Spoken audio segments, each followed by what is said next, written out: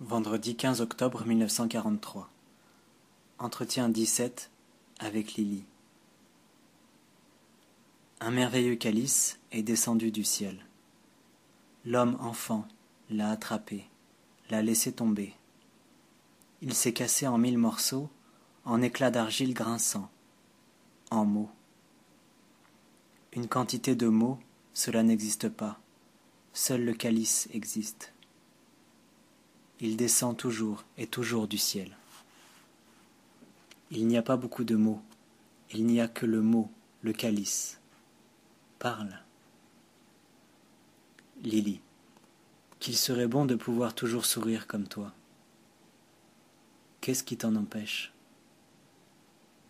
Lily. Je ne sais pas. Tu as manqué de joie. Pourtant, à votre joie, aucune joie ne peut être comparée. Lily. Je suis ingrate. Je ne t'ai pas remercié de l'aide que tu m'as apportée plusieurs fois cette semaine. Quelques fois, plusieurs fois, souvent. Ce sont encore des débris, ce sont encore des éclats. Ce n'est pas encore le 1. Si tu te réjouis 10 fois, il y a 10 failles entre les 10 joies. Tu as été conçu dans la joie infinie, au commencement du monde. La joie une n'est pas impossible pour toi. Demande. Lily. Comment approcher une connaissance plus juste de l'homme? Il n'y a pas encore connaissance juste de l'homme, car l'homme n'est pas encore. L'homme est tellement grand que moi non plus je ne le vois pas encore. À ta question, il y a longtemps que la réponse est venue. Vous l'appelez amour. Mais cela aussi n'est qu'un éclat d'argile, car l'amour aussi ne peut être qu'un, un comme la joie, un et indivisible. Cela commence déjà à poindre en vous. Pas lorsque vous êtes ensemble, mais lorsque vous êtes unis. Demande. Lily. Comment se fait-il que l'homme tombe si facilement bas, dans le mal?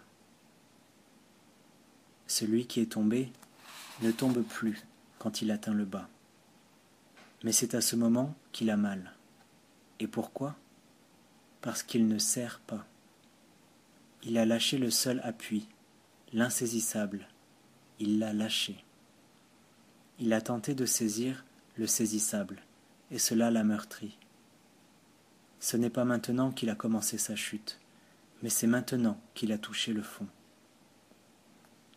Seul le sourire indivisible, peut l'aider. Lorsque vous êtes ensemble, les affligés et toi, tu affliges toi aussi. Si tu deviens uni à eux, tu les rends joyeux. Demande. Lily. Pourquoi ne puis-je pas bien disposer de mon temps? Beaucoup d'heures ne deviendront jamais l'infini. Le temps naît entre vos mains, si l'infini est dans votre cœur. Ainsi vous aurez le temps pour tout. Lily regarde sa montre. Sot outil qui morcelle l'infini, et l'on croit recevoir davantage. L'inexprimable merveilleux naît, l'un. Sentez-vous l'un qui approche? L'un entier n'a rien à redouter. N'ayez pas peur, aucun de vous, si vous êtes unis. Tu peux demander. Lily. La psychanalyse pratiquée ici me gêne tellement. Qu'y a-t-il de faux en elle? Je sens que c'est erroné et je ne saurais pas dire pourquoi. Elle démonte, mais ne peut pas remonter. C'est cela qui te trouble. Démonter est facile. Lily. Ceux qui le comprennent mieux que moi m'assurent que la psychanalyse reconstruit. Oui, ils reconstruisent, mais comme les enfants le font, sans raison avec leur jeu de cubes. Ils jouent avec la tâche la plus sainte. Ils sont plus coupables que tous les autres, car ils trompent ceux qui leur font confiance. Ils déchirent le vivant, celui qui est en train de prendre forme, et ils le pétrissent, ils l'écrasent. C'est partout ainsi. Ils collent ensemble les débris tombés, déchiquetés, morts. L'ordure sera balayée. Nous n'allons pas coller ni l'heure à l'heure, ni le sourire au sourire, ni la main au pied, ni l'homme à l'homme. Ils ont assez collé.